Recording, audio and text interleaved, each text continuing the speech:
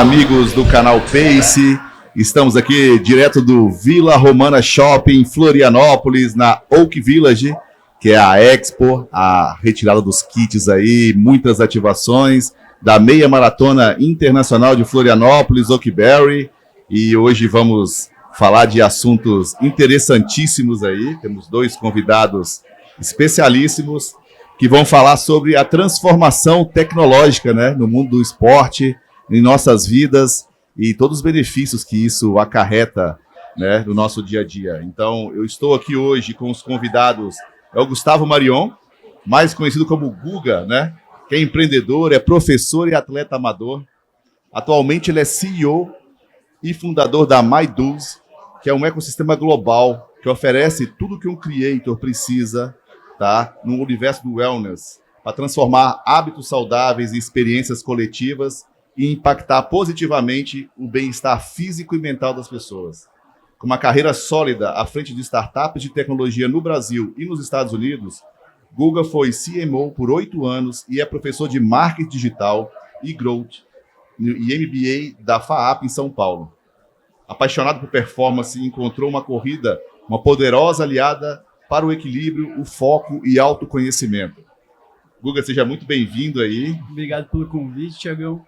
E também o Luciano Marins, amigo aí de longa data, também CEO da Ritmo do Esporte, que é uma solução aí para gestão de escolinhas de futebol, entidades de ensino esportivo também. E o Luciano já está em uma longa jornada aí de empreendedorismo na área de tecnologia do esporte. Hoje a Ritmo ela fica localizada no Sapiens Park. O Luciano vai contar bastante aí da experiência de vida dele como empresário também e toda essa caminhada para chegar até aqui, né? Então, pessoal, muito obrigado pela presença de vocês. E lembrando também que nós estamos gravando aqui como uma ação promocional da 3ª edição do Sports Tech Brasil Summit, que é um encontro sobre tecnologia e empreendedorismo no esporte, que vamos realizar em Florianópolis no mês de dezembro. Então, passo a palavra para vocês aí. Guga, fala um pouquinho da sua trajetória, como que surgiu a ideia, o que é, né, a tua startup, para que o pessoal possa conhecer. Maravilha, Thiagão. Primeiro, obrigado pelo convite. Muito feliz em estar participando aqui do podcast, podcast da maratona, da meia maratona que eu vou correr. Então, eu vou correr 10K também ali no domingo. Não peguei os 21K porque eu tenho uma loucura que todo meu aniversário eu corro a minha idade. Eu inventei essa loucura. E daí eu fiz aniversário, fiz 32 anos agora e eu corri 32 quilômetros para comemorar meu aniversário. E eu fudi meu joelho. E daí eu ferrei meu joelho. Então eu não vou correr 21, vou correr 10 quilômetros domingo. Falar mais perto do microfone. Muito obrigado, produção. Então, no caso, não vou correr 21, mas vou correr 10K. E estou bastante feliz com o convite. Aliás, só me apresentando, eu sou Gustavo Marion, mas podem me chamar de Guga, todo mundo me chama de Guga. Eu sou fundador do MyDo's, que é um ecossistema de bem-estar coletivo, onde a gente conecta quem quer incentivar uma vida mais saudável com pessoas que querem adquirir hábitos mais saudáveis. Se você é uma pessoa que é um creator, você cria conteúdo sobre saúde, seja um profissional da saúde, um influenciador, ou você que só quer influenciar a sua família, seus amigos mesmo, você pode criar a sua comunidade no MyDo's e começar a incentivar uma vida mais saudável, criando rotinas, protocolos, atividades, propondo eventos, desafios para os seus amigos, para o seu público, para a sua audiência e até conectando com marcas que querem incentivar uma vida mais saudável, querem incentivar a criação de um hábito, por exemplo, uma marca de creatina quer incentivar que você comece a tomar creatina, ela também se conecta no MyDo's, sendo esse ecossistema de bem-estar coletivo, onde pessoas criam hábitos mais saudáveis, creators incentivam hábitos mais saudáveis e marcas também incentivam essa criação desse bem-estar coletivo, dessa vida mais saudável, todo mundo dentro do nosso aplicativo, e muito feliz de dizer que a gente ficou em primeiro do aplicativo mais baixado da Apple Store, da Google Play, isso daí 4 meses depois que a gente lançou o aplicativo, então acho que tá dando certo e é isso. Muito legal. Luciano, fala um pouquinho também o que é o Ritmo do Esporte, para o pessoal possa conhecer. Bom, primeiro agradecer o Thiago pelo convite, a gente tá desenhando o ecossistema, né, Thiago, desde antes da pandemia, né? Você desenvolveu o primeiro Sports Tech Summit lá, nos idos anos 2020, 2019, né? E eu sou uma pessoa que eu vim do mundo corporativo, então trabalhei aí quase 20 anos em grandes empresas, né? Na maior Big Tech do estado, né? Na Softplan, trabalhei aí por 14 anos na Softplan. E mesmo depois de uma idade já avançada, disse que não queria mais trabalhar no mercado corporativo e eu queria empreender. E aí eu queria empreender no esporte, né? Então, como que eu poderia trazer toda aquela experiência de tecnologia para dentro do esporte e efetivamente gerar valor para o mercado esportivo? E aí surge a Ritmo do Esporte, uma ferramenta que surge numa arquibancada de um ginásio de esportes, onde eu estava ali olhando o meu filho jogar e não sabia se ele ia jogar no próximo final de semana ou não ia, e crio a Ritmo do Esporte, a Ritmo Organizador, para organizar eventos esportivos.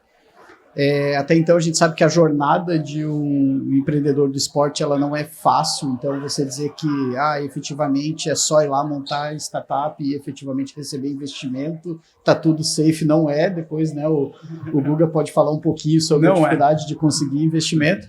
E para que eu pudesse fazer aquilo acontecer, eu digo que eu tinha um investidor, eu tinha a minha corporação que pagava meu salário e eu podia me dedicar aí no halftime a Ritmo do Esporte.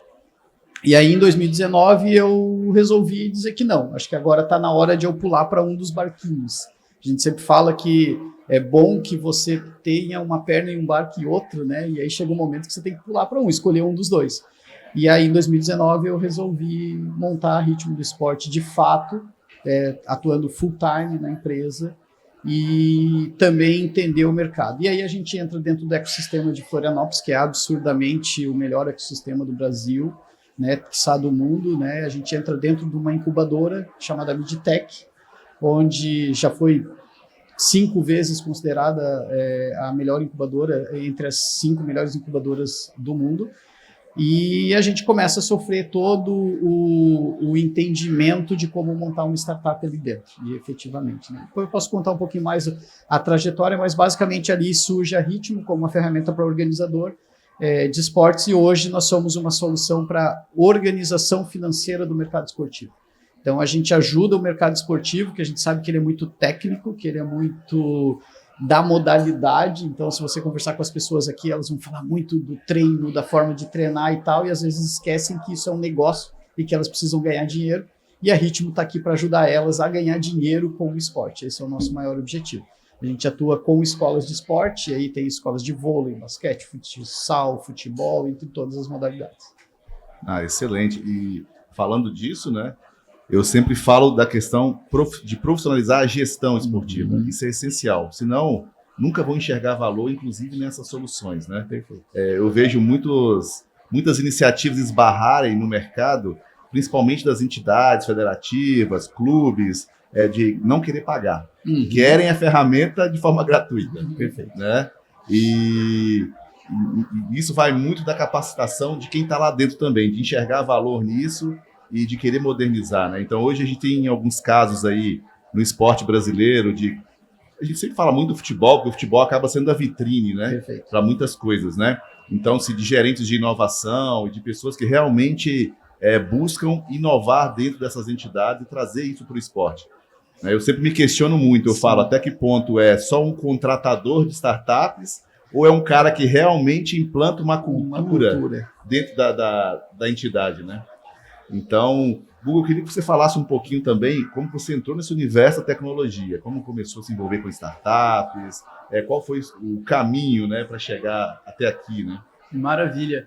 Pô, tem uma história que comecei a empreender com 17 anos, 18 anos, assim, e sempre fui muito imperativo, muito, sabe, uma mistura de... Eu achava que eu tinha TDAH, eu sempre fui muito acelerado, assim, então sempre, desde moleque, quis empreender, vendia pulseirinha na escola antes, sabe aquelas pulseirinhas Livestrong, então sempre empreendi, e no fim das contas, eu abri minha primeira empresa, eu estava no primeiro semestre da faculdade, e era uma empresa de música eletrônica. Então, eu criava eventos, eu sou de São Paulo originalmente, eu criava eventos de música eletrônica em São Paulo, e eu contratava, por exemplo, o Vintage Culture Sabe o Vintage Culture? Sim. Tocou em São Paulo as primeiras vezes nas minhas festas. Eu pagava 2 pau pra ele tocar. Caramba. E isso 12, 13 anos atrás, sei lá. E daí a gente criou essa empresa e eu entrei na área de marketing para tentar vender. Eu comecei a estudar Facebook Ads, na época Google AdWords, hoje em dia é Google Ads, bem no começo mesmo dessas plataformas de marketing digital. E daí eu comecei a estudar muito isso para vender os eventos de música eletrônica, começou a dar muito certo, só que eventos trabalham com eventualidades e eu sei que chovia, dava ruim no meu evento e aí gente moleque, não tinha dinheiro, já tava perdendo dinheiro que eu já não tinha. E daí eu falei, pô, vou começar a fazer serviço de marketing, já que eu sei fazer marketing digital, todo mundo parece precisar disso, isso eu tô falando de 2013, então começo ali. Daí abri uma agência de marketing digital, depois vim aqui para Floripa algumas vezes para ganhar prêmio no RD Summit, do RD Station e tal. Então eu comecei a trabalhar com marketing digital e nisso entrei no mercado de startups por começar a trabalhar com muitas empresas de produtos, SaaS, Software as a Service, aplicativos.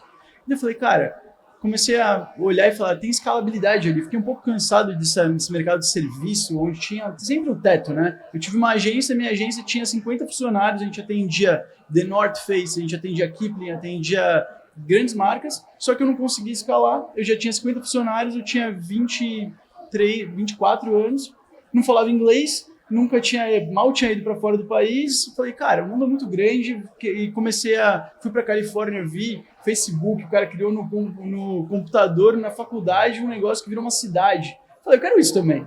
Eu descobri que era através de startup. Daí eu comecei a trabalhar com startups, entrei numa startup bem no começo dela, entrei quando tinha 4 pessoas, tinha 150 pessoas quando eu saí. Quando eu saí, a gente já tinha passado por 3 rodadas de investimento, eu era CMO nessa startup, vice-presidente de marketing. E daí, depois de 3 anos nessa startup, eu saí depois da última rodada de investimento, tive um burnout, estava com quase 100 quilos, estava com a minha saúde mental e física completamente debilitadas. Nisso, eu vendi tudo que eu tinha, tirei um ano sabático, que acabou virando 2 anos, e viajei por quase 30 países, e aplicando esses protocolos de saúde na minha vida, para melhorar a minha vida, no meio da Noruega, eu tive a ideia do MyDose, no meio de uma floresta em Oslo, eu tive a ideia de começar o MyDose, porque eu li um livro que me contou sobre esses 4 hormônios, que é a dopamina, tá aqui atrás, dopamina, oxitocina, serotonina e endorfina, dose. Então, DOSE é um acrônimo. E daí eu falei, cara, dose, todo mundo precisa da dose, eu já sou marqueteiro, já comecei a entrar nessa loucura. Falei, eu vou criar uma empresa para ajudar as pessoas a liberar a dose delas, essa era a minha ideia, sei lá. E daí bootstrapei a empresa, peguei um dinheiro do meu bolso, coloquei na empresa ali para a gente rodar o primeiro ano, os primeiros 12 meses. Comecei a trazer sócios para o MyDose, que eram da área da saúde, eu nunca fui da área da saúde. E, agora já passamos por 2 rodadas de investimento, estamos acabando a nossa segunda rodada, já estamos chegando num faturamento, já estamos faturando, já temos uma equipe forte pra caramba, programador que eu consegui trazer da Amazon, do Calendar, de lugares muito bons.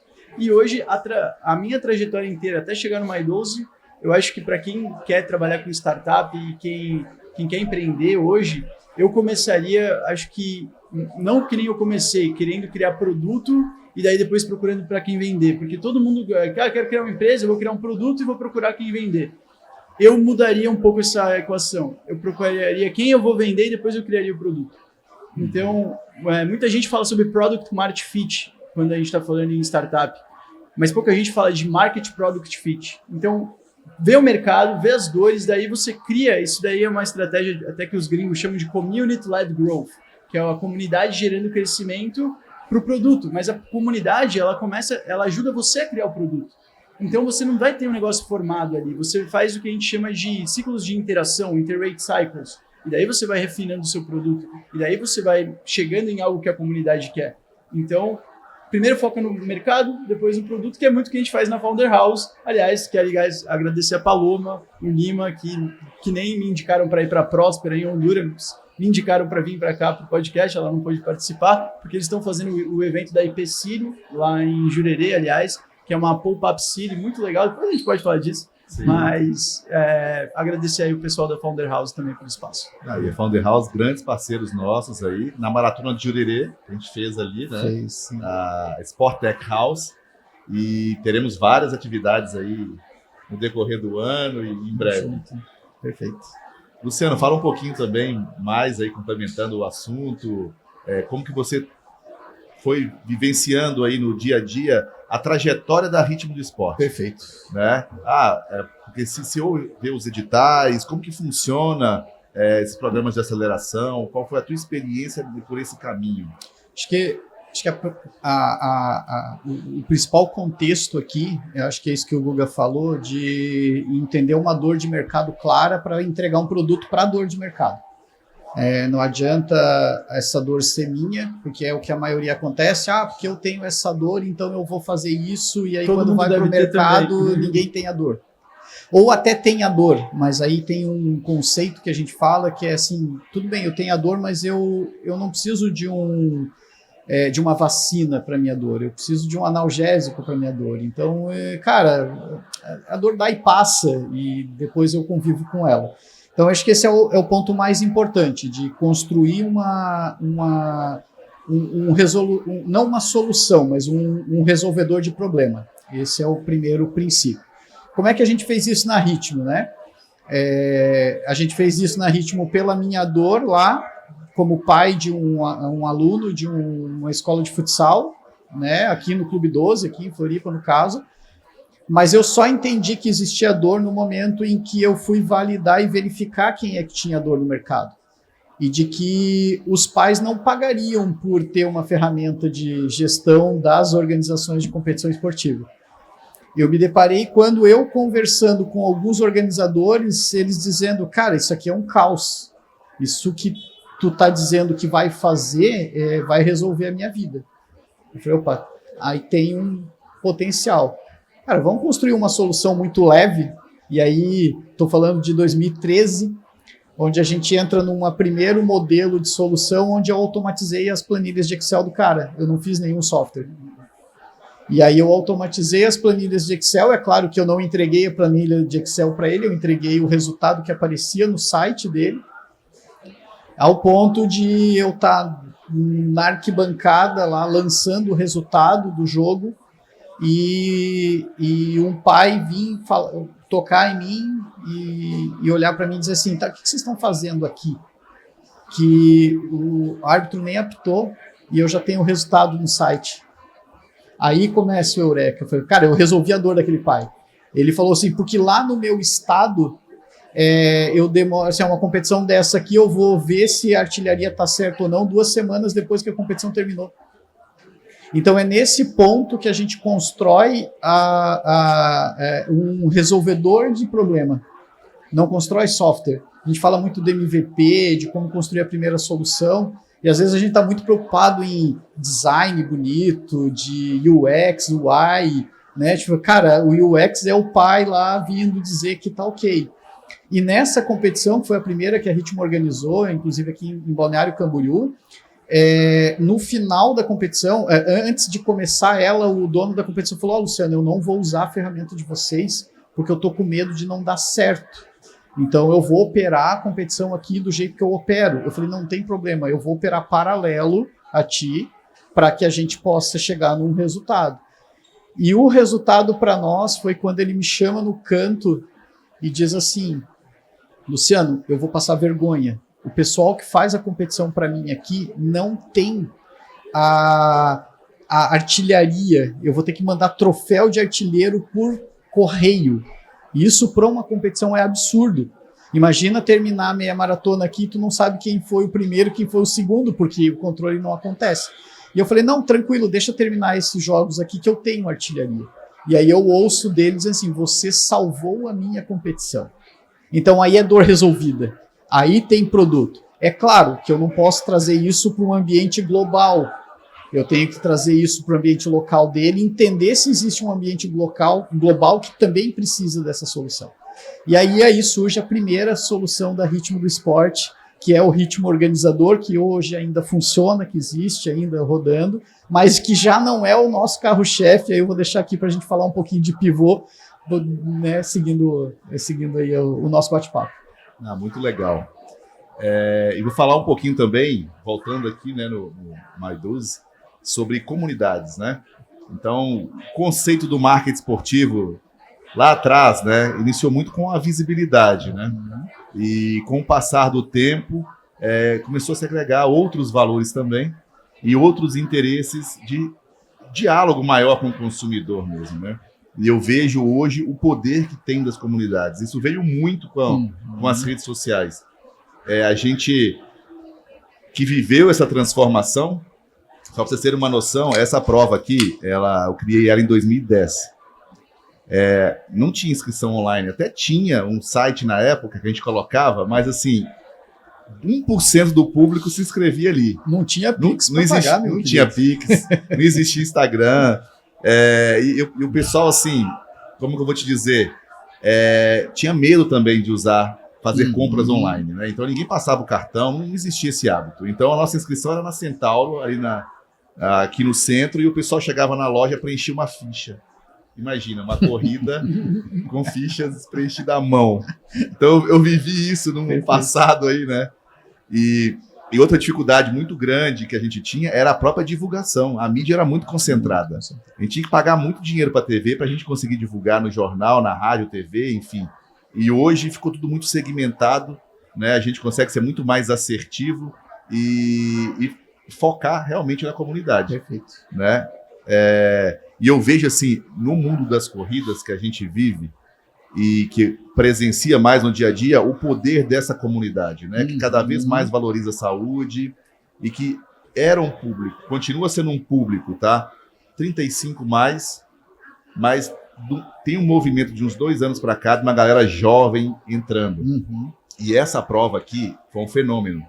Ano passado, 14% abaixo de 24 anos. A média nacional das corridas é 2%. Estatísticas da Ticket Sports, que é a nossa etiqueteira oficial. Nosso investidor. Sou investidor? O Dani, CEO da Ticket Sport, é nosso investidor. Mandar um abraço para ele. Eu falei com ele essa semana, ele estava em Porto Alegre. E no Summit, com certeza, contaremos com eles aqui, bater um papo aqui. Então, reforçando essa questão do poder da comunidade, de dialogar direto com o público, de dar mais autenticidade, né? Eu acho que evoluiu muito nesse sentido. Mas qual que é o lado positivo disso? Agora eu estou misturando muitos assuntos aqui, mas principalmente para quem está no mundo esportivo, que antes o patrocínio era algo inacessível e hoje segmentou. Então, a gente fez a Arena de Verão agora do Imperatriz, a gente levou várias modalidades esportivas da ilha, que os caras são fera, a nível nacional, do hóquei, do rugby, mas que as pessoas não conhecem. Né? E um me perguntou assim, cara, como que eu faço para conseguir patrocínio igual na corrida? Eu falei, é a comunidade. Foca na comunidade do teu esporte, perfeito. Conheça o teu público, fortaleça essa comunidade. Porque se for partir para o caminho da visibilidade, vocês não vão conseguir. Não funciona. Porque são esportes que não têm visibilidade. Eu acho até que funciona num primeiro momento, mas como você focou na visibilidade, o que vai acontecer é que o cara vai olhar, não tem visibilidade, e ele vai sair fora. Então ele vai talvez patrocinar uma vez e não vai patrocinar mais. Isso. É bem isso. Então, só fazendo um link, de novo, com a tua proposta, e que eu enxergo muito valor nessa iniciativa, né? Então, eu respiro muito isso no dia a dia das corridas. O grande case que eu vejo aqui, que no sábado nós vamos ter um treinão com o pessoal do Reservatório de Dopamina, que é uma grande comunidade. E eu fiquei realmente muito impressionado como eles são engajados. O público realmente participa, sabe? E, enfim, agora eu passo para vocês aí para falar um pouquinho mais. Já falei de tudo, né? Devaguei, foi de A a Z. Perfeito, maravilha. Em relação a comunidades mesmo, Thiagão, isso daí, claro que comunidade vem desde o princípio, desde o começo da humanidade. Nós somos seres sociais, a gente vive em comunidade para a gente sobreviver. Basicamente, esse é o primeiro ponto. Só que com o passar do tempo, a gente vive em comunidade também por causa de valores e princípios que a gente compartilha. E esses valores e princípios, com as redes sociais, eles foram... Você botou um holofote muito grande nesses valores e princípios. Então, as pessoas querem, antes até dela ter esse valor em princípio, ela já viu uma pessoa que ela admira, que tem aqueles valores e princípios, e ela quer ter também. E ela quer ser vista como alguém que também pensa daquele jeito, que faz parte daquela narrativa, daquela comunidade, que vai nos mesmos rituais. Isso tem muito sobre criação de movimentos, não sei se você estuda um pouco sobre isso, mas basicamente a gente sempre quis participar de comunidades. E além de a gente sempre querer participar de comunidades, depois da pandemia, que a pandemia fez a gente ficar longe de todo mundo e deu uma mudança absurda na cabeça das pessoas, qualquer momento pode acontecer de novo e eu posso ficar sozinho de novo, então eu preciso hoje estar em comunidades.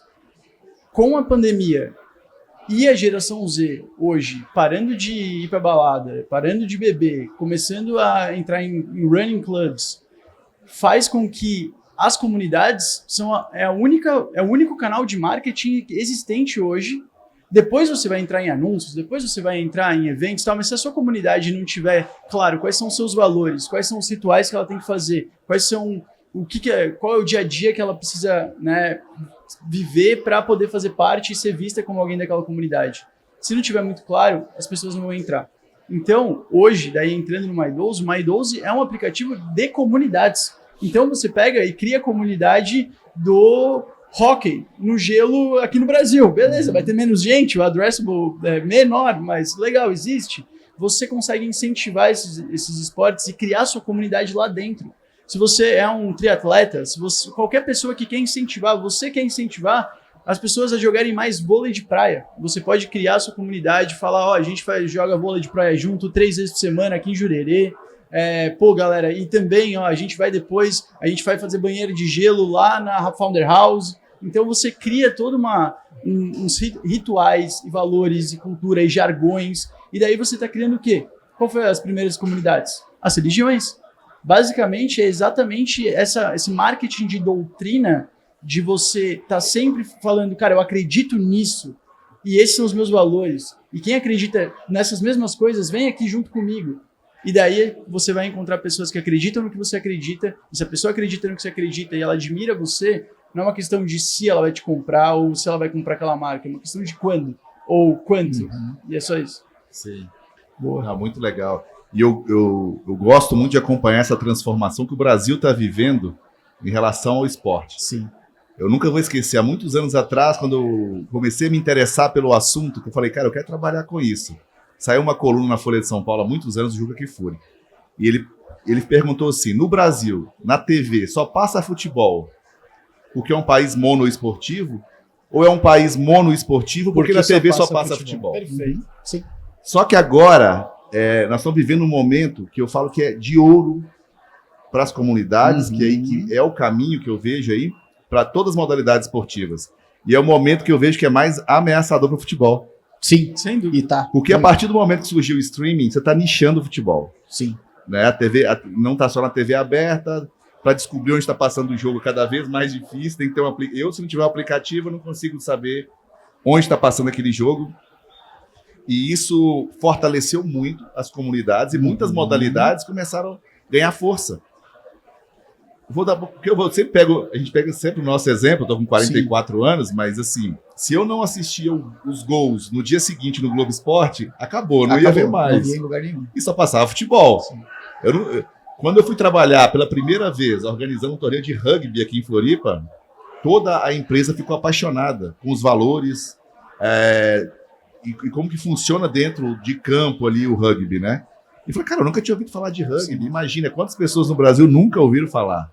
E agora estão tendo essa oportunidade. E a juventude se conectando com novos valores e novas modalidades. Então tem surgido muitos jovens nos run clubs. Outros esportes estão crescendo muito em audiência, em praticantes. Então por isso que eu digo que futebol sempre vai ser um esporte de massa, muito forte. Mas o Brasil está ficando um país mais multiesportivo. Perfeito. E as comunidades... Exato. Né? Exato. E todas essas soluções tecnológicas que estão envolvidas nisso tem um potencial fortíssimo. Mas era muito difícil, né? Thiago, era muito difícil você entrar e querer, por exemplo, eu quero começar a fazer wakeboard.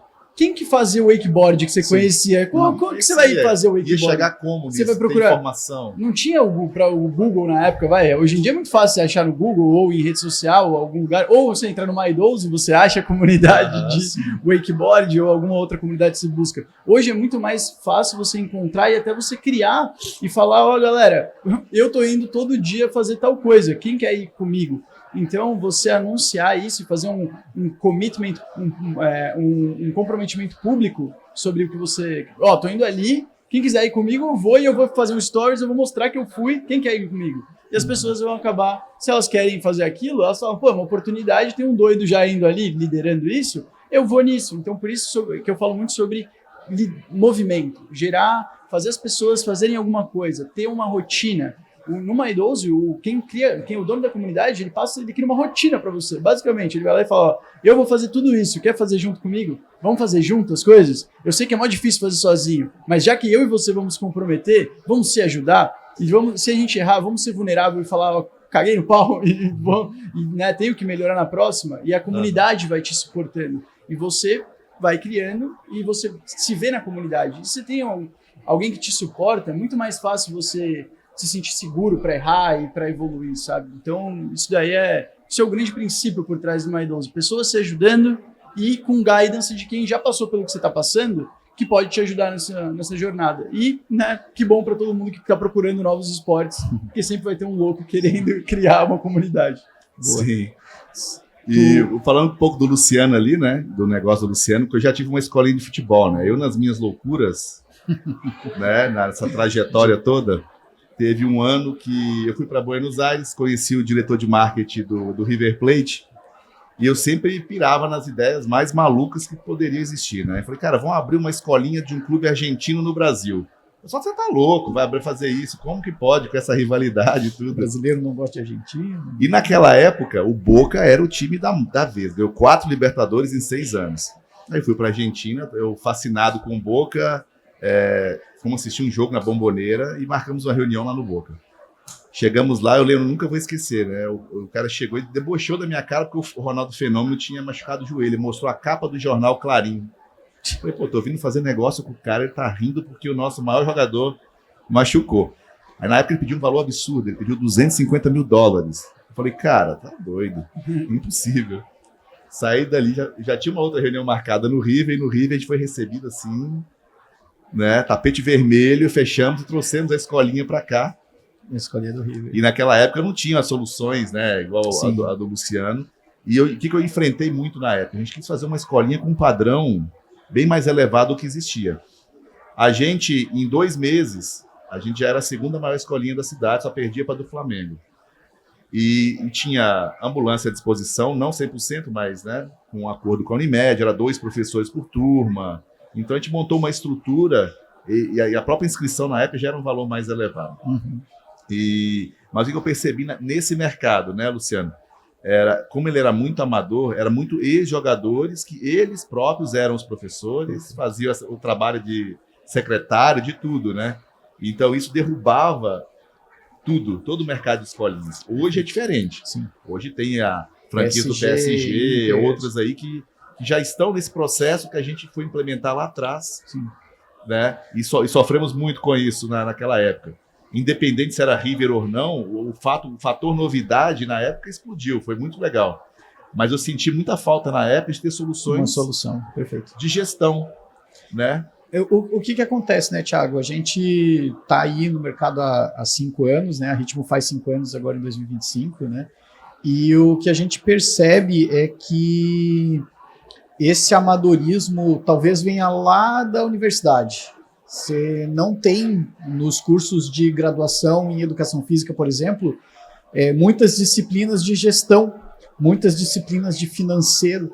Então, talvez a procura e a organização financeira ela precisa estar lá na base, né? Então, o cara que sai de educação física, ele é técnico pra caramba, ele sabe da modalidade, ele sabe ele sabe da parte física, né? Ele talvez, às vezes, até em alguns casos, avança tanto na parte física que quase bate lá na fisioterapia, né? Mas a parte de gestão, não. E se você olhar, a maioria dos profissionais de educação física que saem para ser gestores, saem para trabalhar ou montar uma academia, saem para ser personal trainer, ou seja, ele sai para fazer gestão, mas ele não aprendeu isso. E a Ritmo acaba trazendo isso junto. Voltando um pouquinho na fala sobre multisportes, a gente tem percebido muito isso, até com modalidades esportivas que já eram bem praticadas no Brasil. Então, eu não sei se vocês sabem, mas o volume de escolas de vôlei que tem no Brasil hoje, que cobram mensalidade, é gigantesco. Ele já está próximo, bem parecido com o que é no futebol. Então, a gente passou por um desenho agora de que essas entidades, esses gestores estão entendendo que sim, dá para transformar o esporte em negócio. Vocês aqui transformam o esporte em negócio. Né? A meia maratona, por mais que lá no final é uma corrida, mas ela é um negócio. Olha o volume de patrocinadores que tem, olha o desenho que existe em volta. E só chega nesse modelo que a gente está aqui hoje por ser um negócio. Porque se fosse lá no modelo de a prefeitura patrocinou e aquilo fica só ali, que a inscrição ela é um pouco mais em conta, não profissionaliza e não traz isso para outro nível. E as outras modalidades já estão entendendo isso. E a gente viu isso muito no vôlei, né? Então, a gente tem escolas de vôlei com 300 crianças, 300 alunos. Quando que, né, você vê muito disso em escolas de futebol. Agora, uma escola de vôlei com 300 crianças aprendendo vôlei, né? Então, a gente percebeu muito isso, né, dessa reorganização do setor e do entendimento já começando a gerar uma maturidade no ambiente esportivo de que sim, o que eu tenho aqui é um negócio, não é um repasse de informação, não é algo que eu só tenho que ser o treinador. E aí tem uma particularidade que eu não sei se o nosso público sabe, mas 90% das escolas de esportes são geridas por mulheres. Caramba! 90%. Tanto é que o nosso ICP, dentro do ambiente esportivo, dentro do momento que a gente fala com o dono de escola de esporte, eu quero falar com a sua esposa. Porque ela é quem suporta toda a parte de gestão. A maioria das vezes o treinador, ele é o cara que está ali tecnicamente, é o cara que conhece da modalidade, como você falou, é um cara que é um ex-atleta, né, que, fui jogador de futebol e tal, mas quem banca toda a estrutura é a mulher. Então, às vezes, a gente até brinca, quem é teu sócio? Não tenho sócio nenhum. Falei, tá, mas quem faz teu financeiro? Eu acho que é sua mulher, né? Não, com certeza é minha mulher que me ajuda. E aí tem um outro ponto. Ele entende que a mulher ajuda ele. Falei, não, cara, a tua mulher é que faz o teu negócio acontecer. Você é só o treinador lá na ponta. Então, a gente traz muito isso para que efetivamente a gente entenda o mercado e fale com ela. A gente não fala, o nosso comercial está proibido de falar com o treinador sem conversar com a mulher dele. Porque, no final das contas, ele termina a apresentação, que a gente termina a apresentação de produto e ele fala assim, calma aí que eu tenho que ver com a minha mulher porque é ela que me ajuda a definir isso. Então, esses são cenários que a gente começa a ver, onde ele já começou a puxar e a gente influencia muito nisso, puxar a mulher lá de ajudante para o cenário onde ela é a personagem principal no ambiente de gestão. E para fazer um adendo em relação a isso, para, de novo, todo mundo que quer criar startups, esse é exatamente a prova que eu estava falando sobre Interrate Cycle, ciclo de interação com o cliente. Ele só sabe disso porque ele falou com muitos donos de escola de esporte, ele sabe disso. A única maneira, essa informação não está no ChatGPT, essa informação não está no Google, você só tem essa informação porque você conseguiu fazer tantos ciclos de aprendizado com o seu ICP. Aliás, ICP, para quem não conhece, é o perfil de cliente ideal que você tem. Então, você conseguiu focar no seu ICP, entender exatamente como ele compra e você adaptou o seu modelo comercial para como ele compra. Então, é exatamente isso, olhando o mercado primeiro e depois adaptando o seu produto. E quando a gente fala produto, não é só o que o cara compra, mas é todo o seu processo, é toda a sua linha, é todo o supply chain para entregar esse produto depois. Então, isso é sensacional e a única maneira de criar grandes empresas é você fazer vários Interrate Cycles. Muita gente fala sobre Growth Hacking, né, que é basicamente você encontrar brechas para crescer. Hack é brecha em inglês. Então, você encontrar brechas para crescer, essa é uma brecha que você encontrou, porque você fez ciclos de interação, ciclo de aprendizado rápido, e você conseguiu entender que é ali que você cresce, falando com a mulher do cara. Então isso é a prova de como se cria startups. Toda ideia é uma hipótese, cada hipótese gera uma possibilidade de MVP. Mas o MVP só é válido se ele chegou numa meta, se ele chegou numa meta smart, que a gente fala, específica, mensurável, relevante, baseado em tempo. Então, basicamente, é isso. Se eu conseguir saber que eu tenho aquele mercado, eu só preciso ter paciência e ciclo de interação suficiente, e isso muitas vezes quer dizer dinheiro, né? Para poder aprender, porque você precisa testar, melhorar o produto, daí você tem que ir lá, você tem que pagar o funcionário, paga tudo, você tem que pagar um monte de coisa para poder aprender. Sim. Mas a startup, ela morre porque ela não conseguiu aprender tão rápido quanto ela deveria ter aprendido para conseguir chegar num break-even, né? Ganhar mais dinheiro do que gasta, ou para ganhar algum mercado antes de algum concorrente. Então, é tudo baseado em aprendizados. Então, aprenda. A única coisa que você precisa fazer quando você quer criar uma empresa, vai no mercado, fica o dia inteiro lá com eles, vendo o que eles estão reclamando e cria solução para o que eles estão reclamando. E é isso, basicamente. Thiago, fazendo um gancho no que o Guga está falando e ligando a questão de comunidade, né? Isso a gente não aprende sozinho. Isso a gente precisa de apoio. E aí, voltando um pouquinho lá da história da Ritmo, eu saio da Big Tech que eu trabalhava em 2019, eu entro mais fundo no ecossistema de tecnologia de Florianópolis, então eu entro num programa da CAT chamado Start Lab, onde o objetivo deles é startar o crescimento de startup, e a primeira coisa que me perguntam é, tudo bem, você tem uma ferramenta para organizar dor de competição, tal, bacana. Quem é o teu ICP? Como é que você chega até ele? Eu falei, hã? ICP? Preciso chegar até ele? Eu falei, não preciso, porque eu tenho indicação. O cara me indica e tal. Eu falei, não, querido, não é assim, não. Você não pode ter só indicação. Você precisa criar uma máquina de vendas. Então, você precisa conhecer o teu cliente e montar a máquina de vendas. E aí eu descubro que para o organizador de competição é difícil de encontrar ele. É evento. Então, ele organiza um aqui, daqui a pouco organiza outro lá. O único um pouquinho mais constante seriam as secretarias de esporte, né? Então, vou vender para a prefeitura, cara, não quero entrar num ambiente público, né? E aí o pessoal diz, tá, então tu precisa pivotar, tu precisa achar um outro mercado aí para efetivamente te dar dinheiro, porque com esse cara aqui, amigão, você não vai construir um negócio rentável. E aí a gente precisa olhar a comunidade e precisa entender o que acontece. E aí mentoria, mentor de modelo de negócio, mentor de marketing, mentor, tudo dentro do ambiente tecnológico, do ambiente da CAT, da Associação Catarinense de Tecnologia que a gente tem aqui, que na época era muito focado em Floripa, hoje já é estado e Brasil, então você vê muito a CAT avançando nesse ambiente, né? E aí a gente precisou entender se a gente tinha algum negócio, e é onde a gente vai para o processo de estudar o que tem em volta do mercado. E descobrimos que o organizador de competição, ele era o ponto-chave para chegar nas escolas de esporte. E a gente faz uma nova discovery ali para criar uma solução de gestão para o mercado esportivo. Então, assim, se eu não tenho esse apoio da comunidade, cara, se eu tivesse dentro do meu escritório, escondidinho lá, tentando eu bolar, eu talvez estivesse até hoje tentando fazer o organizador de competições acontecer. Então, ter a comunidade, ter pessoas que passaram por esse ambiente, que conseguem ver, e aí eu estou falando de várias empresas que pivotaram, a gente tem exemplos aqui de empresas que passaram pelo ecossistema da Cat Ask Suite, por exemplo, que era um chatbot e virou uma ferramenta para vender reserva fora do horário para hotéis. Então, tudo isso com experiência e tendo mentores como esses caras. Então, isso ajudou muito a Ritmo a efetivamente mudar e pivotar ali naquele momento.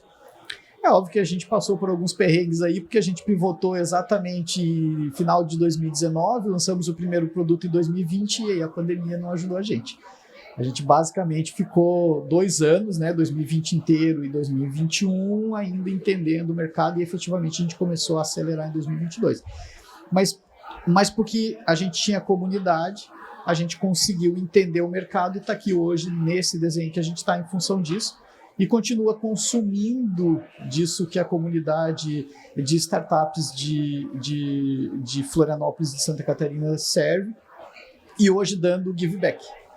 Então hoje eu sou vice-diretor do ACAT Startups, sou mentor da CAT de outras startups, e eu estou devolvendo aquilo que eu recebi lá em 2020, 2019, que me ajudou muito, né? E que foram dicas, que foram puxão de orelha, que foi tapa mesmo, dizendo, cara, tá errado, você tá fazendo tudo errado. E hoje a gente consegue, né, tá aqui devolvendo isso para o ambiente, para a comunidade como um todo. Muito bacana. E lembrando também que no Summit que a gente organiza, a ideia é misturar todo mundo. Perfeito. A gente sempre fala, tem que levar o dirigente esportivo que não tem muita intimidade com nenhuma ferramenta, porque assim como tem alguns empreendedores que não têm muita entrada dentro do esporte. Exato. E é preciso realmente conectar todo mundo. Senão você não vai conseguir validar, né? Não adianta simplesmente ter uma ideia ou dar um passo à frente empreendendo se você não está conectado com esse público e às vezes não consegue nem chegar, né? Então, acho muito importante. Eu sempre falo, é um balaio de gato mesmo. Bota todo mundo ali dentro e mistura. Que vai sair alguma coisa legal, entendeu? Isso mesmo. Muito disso. E sempre vem uma dica, uma troca, né? Então, às vezes a gente... E eu gosto muito, por exemplo, do ambiente de mentoria, que, cara, eu já peguei caso onde eu fui dar mentoria e eu aprendi coisa pra caramba. Eu mudei o meu modelo de entendimento de algumas coisas porque a startup que eu fui mentorar, em determinado ponto, ela já estava até mais avançada do que a gente. E eu precisava ouvir aquilo para efetivamente entender como é que eu agia. Eu vou dizer para vocês, não no cenário de startup, mas como minha agência mesmo, eu montei em 2010, a primeira agência de marketing esportivo. Eu senti muita falta de uma mentoria, né, naquela época. Era um negócio muito diferente para aqui, para Florianópolis. Então, eu não encontrava ninguém assim que pudesse... indicar alguns caminhos, né? Aprendi muito tomando porrada. A gente tem sempre a sensação que quando a gente aprende tomando porrada, que a gente perdeu tempo, né? Mas às vezes não é. Não, né? A sua casca tá mais grossa, com certeza, por você ter aprendido tomando porrada, a casca fica muito mais grossa. E eu acho que também tem uma coisa que a galera fala que errar faz parte do caminho. Na real, errar é o caminho. Você vai errando, e daí você vai corrigindo o caminho. Você tem que saber, eu gosto muito de falar que você tem que saber onde você quer chegar. Sim. Como você vai chegar, você vai descobrir. E não fica ansioso, você não vai acertar. Você não vai acertar, não fica ansioso. O caminho, né? Você vai errar e erra felizão, bate a cara na parede, dá risada, com os dentes quebrados ali e tal, não tem o que fazer. Então, porque é isso, e você vai aprendendo, e humildade para aprender, e é isso. Perfeito. Não, é isso aí, pessoal. Se quiserem fazer mais alguma consideração, estamos chegando ao final. Eu vou fazer uma última consideração. Vou convidar todo mundo aqui para baixar o My12. Ecossistema de bem-estar, entrem em comunidades, participem das comunidades de corrida. Tem comunidade de corrida, tem comunidade de vôlei, tem comunidade de beach tênis, tem comunidade de triatlon, entre outras. E se você quer retomar o controle da sua vida, a melhor forma de take back control, que é o nosso slogan, é você estar em grupo fazendo atividades junto com eles. É muito chato cuidar da nossa saúde sozinho, gente. Eu sei, eu vivi isso pra caramba também.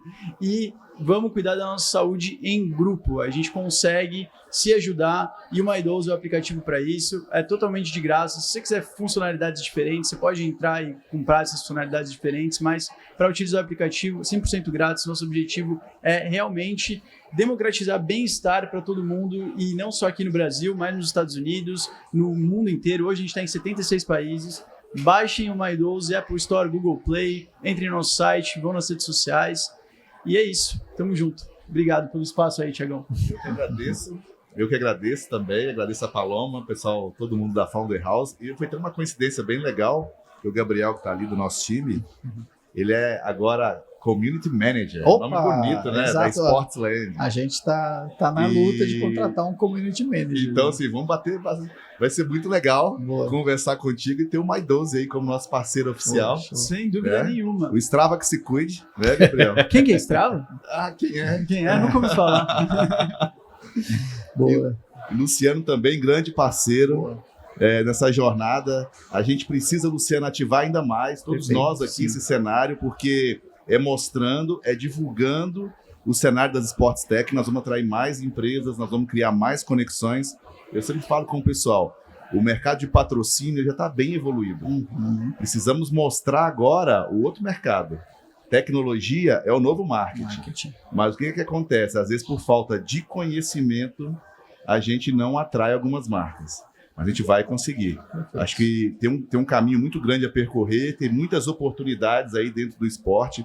Eu sempre falo com o pessoal o seguinte, olha, tem uma verba de marketing aí, tem 1 milhão para investir no marketing, separa 100 mil, investe numa startup, você vai falar com o teu público. Perfeito. Né? Tem uma possibilidade muito grande aí de criar uma nova frente de negócio aí que possa agregar cada vez mais valor, né, à tua empresa. De uma forma de experiência mesmo, né? De experiência mesmo. Não comprar banner. Não comprar banner.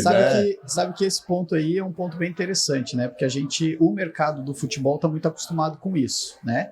A logo na camisa e banner na arquibancada, né?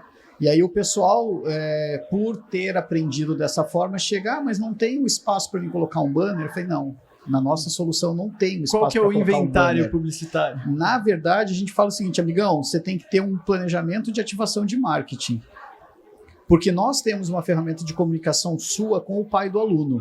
Então, assim, quantas comunicações com o pai do aluno você vai fazer de cada marca e o que você vai trazer do digital para o físico para transformar isso para o teu patrocinador? Porque colocar logo na camiseta para uma escola de futebol que tem 300 alunos não é nada, ninguém olha aquilo lá, ninguém está vendo aquilo lá, né? Tá vendo, tudo bem, cara, mas eu nunca vi alguém dizer assim, vi a marca da pizzaria ali, vou pedir uma pizza, porque tava a marca lá na camiseta. Meu sócio fala muito, né, Júnior? Ninguém paga para botar a marca na lona. Não. A marca na lona é para indicar que está aqui. Perfeito. Certo? Mas a ativação é comunicar com o cliente. Então pode ver que as nossas expos não é um festival de lojas. Não. Então são experiências. Ali o pessoal pode experimentar o tênis da fila. Exatamente. Tem a Rush, que é uma nova metodologia de treinamento lá em Jurerê Internacional, que vai se tornar uma grande rede de academias. Tem o Super Imperatriz, sim, com experiências de ativação para os clientes, enfim, várias marcas que vêm realmente para se conectar com o público. E dizer, olha, eu estou aqui. Né? Não simplesmente ter uma marca. Eu mesmo já vou me conectar exposta com a Rush, que eu moro ali. Não limitar o patrocínio a uma exposição da marca que não vai servir para nada. Eu acho que esse é o ponto, né? A gente hoje tem 250 clientes espalhados no Brasil inteiro e tem 40 mil pais de alunos ativos na base. A gente entende de que esses pais de alunos, eles são os consumidores do esporte. E a nossa busca é de transformar eles no real consumidor do melhor esporte que existe. Então a gente entende que cada cliente nosso, cada escola de vôlei, basquete, futebol, né, de qualquer modalidade, ela é uma mini comunidade e de que todos estão envolvidos, de certa forma, a uma comunidade um pouco maior quando a gente fala da modalidade esportiva e uma comunidade maior ainda quando a gente fala do esporte. E é desse modelo que a gente vai estar trazendo. Tanto é que agora, dia 17 de maio, nós temos um evento no Sapiens Park, onde a gente vai trazer pais, alunos e treinadores de escolas de esporte da região para a gente discutir a relação. Então, a gente, num projeto junto com o NUP, o Núcleo de Pedagogia do Esporte da Universidade Federal, a gente construiu um conceito de relação pai-aluno-treinador para que seja uma relação saudável e não ocorra o que às vezes acontece do aluno deixar de fazer esporte lá na frente porque essa relação não foi saudável. É o pai cobrando dele por que ele não fez o gol, por que ele não foi o titular no jogo, por que ele está na reserva, por que ele não foi convocado. E isso não pode ser uma relação não saudável, porque vai chegar ao ponto que o aluno vai dizer assim, cara, não aguento mais fazer esse esporte, porque eu sou cobrado. E ele vai voltar a fazer esporte quando? Lá quando ele ficar um pouco mais maduro, que ele vai vir fazer uma corrida de rua, que ele vai fazer um outro esporte. Então o que a gente quer trazer é que esse ambiente seja tão saudável desde pequeno que ele não deixe de fazer esporte, ou seja, de que ele não deixe de consumir o esporte. Então esse é o nosso trabalho e a gente vai fazer esse evento dia 17 de maio no Passeio Sapiens. Excelente. E você me lembrou de um episódio bem legal que teve o Dia das Crianças, acho que foi ano passado, o Avaí fez aquela brincadeira de colocar uns 4 jogadores profissionais e 100 crianças dentro de campo. Quando eu vi aquela ação, que eu já tinha visto o Santos fazer também, ali me caiu uma ficha muito importante. Eu falei, é isso daí. Ainda mandei uma mensagem pro Thiago Pravato do marketing, falei, Thiago, é isso. Por quê? Vou explicar por quê. Porque hoje, todo mundo assim, as crianças já estão torcendo para os clubes europeus. Torce para Real Madrid, Barcelona, porque vê no videogame, é impactado pelas mídias o tempo inteiro. Mas tem uma coisa que os clubes europeus nunca vão conseguir oferecer. É a experiência de pai para filho. Exatamente. A gente torce para um time porque é influenciado pelo pai, pelo irmão, por alguém próximo. Nunca eles vão substituir a experiência do pai que leva o filho para assistir um jogo do Avaí. Perfeito. Então tem que focar nisso. É experiência, é família, é comunidade. Volta no mesmo assunto, é a primeira. Identidade. Perfeito. Pode torcer pro Barcelona, mas ele nunca vai lembrar emocionado porque o pai dele levou no jogo do Barcelona. É 1%, mas assim, é porque foi passear. Não é o dia a dia. Não foi pro jogo, né? Isso, não foi ali. Entendeu? Antes da sua cidade, a sua primeira comunidade é a sua família. É a família. Então, assim, quando eu penso em marketing, por exemplo, os clubes, foca na família. Foca na experiência de pai com filho, porque essa é a lembrança que a gente tem. Sim. A gente torce por algum time, de modo geral, porque a gente foi influenciado por alguém próximo. Perfeito. Né? E volta em tudo isso, nessa cultura de praticar esporte, de gostar de uma modalidade e de se envolver com... Eu lembro também, só voltando aqui, não existia na época o Maiduzi quando eu mudei para Floripa. Eu jogava handball, né? Jogava handball no colégio, cheguei aqui e falei, vou jogar também. E não encontrei um time na época. Quem sabe se naquela época eu encontrasse uma comunidade, eu estaria envolvido com o handball até hoje. Perfeito. Né? Se tivesse entrado no Maidoso, se conectado ali... Já estaria. Já estaria. Perfeito. Mas é isso aí, pessoal. Bom saber. Quero agradecer a presença de vocês. Cara, o papo é muito bom. Se deixar, a gente vai batendo papo aí até mais tarde ao pessoal. E convidá-los também para o Summit, que será em dezembro. Tá? Estaremos lá. Início de dezembro, se não me engano aqui é 7 e 8, vamos divulgar a data certinha aqui em Floripa e vamos realmente aí reacender a chama aí das Sports Tech no Brasil. Show. E que criar comunidade de fato, comunidade de fato. Até saiu um estudo tempo atrás dizendo que o Brasil é a bola da vez, o cenário das Sports Tech. Perfeito. E só depende de nós, né? E nós estamos na Ilha do Silício, então nós estamos esperando o quê, né? Exatamente. Então, pessoal, só quero agradecer, muito obrigado e até a próxima. Isso aí, obrigado, Thiagão, obrigado pela oportunidade. Um abraço, gente. Um abraço. Falou.